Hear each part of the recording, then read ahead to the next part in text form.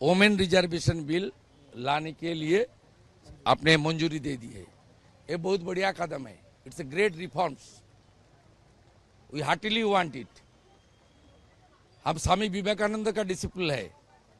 स्वामी विवेकानंद जी बराबर नारी शक्ति के उत्थान के लिए उनकी बानी है। बंगाल की धरती में सब माता को देवी दुर्गा का रूप में पूजा करता है हम लोग। तो माता को संरक्षण के द्वारा देश चलाने का बहुत बढ़िया हिस्सा मिलेगा। इससे खुशखबरी क्या हो सकता है? मैं कहूँगा देर से हो रही है मगर दुरुस्त हो रही है। इस चर्चा इसके वुमेन रिजर्वेशन बिल पे मेरा ख्याल है सबसे पहले हमारी नेता या नेत्री ममता बनर्जी ने ही आवाज उठाई थी और काफी हंगामा हुआ था। उसके बाद जिस बार ये चर्चा हुई थी सदन में मैं भी मौजूद था। आप तमाम लोगों को पता है किन कारणों से या किन लोगों की वजह से वो बिल सार्थक नहीं हुआ, वो बिल आखिर अपने मुकाम तक नहीं पहुंच सका। लेकिन इस बार हो रही है, इसकी खबर सुनी है हमने। लेकिन मैं इतना कहना चाहता हूं कि विशेष सत्र है कि तथाकथित विशेष सत्र है, ये सारी बातें तो विंटर सेशन में भी हो सकती थी। देखिए, ये तो देवेगौड़ा जी थे जिन्होंने वुमेन्स रिजर्वेशन बिल पहले इंट्रोड्यूस किया था, वो कांग्रेस पार्टी ने नहीं किया था। तो यहीं से पता चलता है कि कांग्रेस पार्टी जनता को कैसा धोखा देती है। और बाद में कोशिश जरूर किया है कांग्रेस पार्टी ने। और मुझे लगता है कि जो राज्यसभा में बिल पारित करने के मसला में मैडम सोनिया गांधी को तो क्रेडिट मिलना ही चाहिए।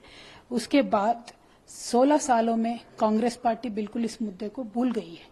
जो जब वो पावर में थे, बाद में मोदी जी पावर में आए, तो 16 साल से उन्होंने बात भी नहीं उठाया। ये इतने हद तक उसको इस इश्यू को नेग्लेक्ट किया कि 2019 मैनिफेस्टो में उन्होंने वुमेन्स रिजर्वेशन के बारे में एक छोटा सेंटेंस भी उन्होंने नहीं लिखा।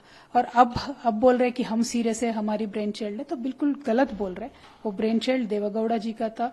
उस समय यूनाइटेड नेशंस वगैरह के जो रिपोर्ट्स आए थे, उसके बाद ये इनिशिएटिव देवेगौड़ा जी ने उस समय लिया था। देखिए, महिला आरक्षण विधेयक के साथ बहुत सारे ऐतिहासिक पुरुषों जिनमें राजीव गांधी जी हैं उनका नाम जुड़ा हुआ है, भुला नहीं सकते उनके कंट्रीब्यूशन को उस दिशा में जो है। इसलिए भाजपा जिस तरीके से अब हमारे देश के विकास के पुराने इतिहास को नकारने में लगी हुई है, तो हमको डर है कि ऐसा न करे। तो इसलिए, और फिर दूसरी बात है, हमारा जो संसद भवन जिसके साथ मोदी जी के इतने भावनात्मक रिश्ते हैं, हम जैसे लोग जो गांव घरों से आए थे, हम लोगों को भी उस संसद के भवन में, उस ऐतिहासिक सेंट्रल हॉल में सब जगह बैठने का, जहां भगत सिंह जी से लेकर के नेहरू तक की स्मृतियां हैं, तो वहां बैठने का मौका मिला। पता नहीं देश की और दुनिया की कितनी विधाएं वहां तय हुई। क्रुश्चेव से लेकर के, कोशिजिन से लेकर के, बराक ओबामा, क्लिंटन तक, कैनेडी तक, कितने लोगों को हमने उस सेंट्रल हॉल में मार्गरेट थैचर आदि को संबोधित करते देखा है।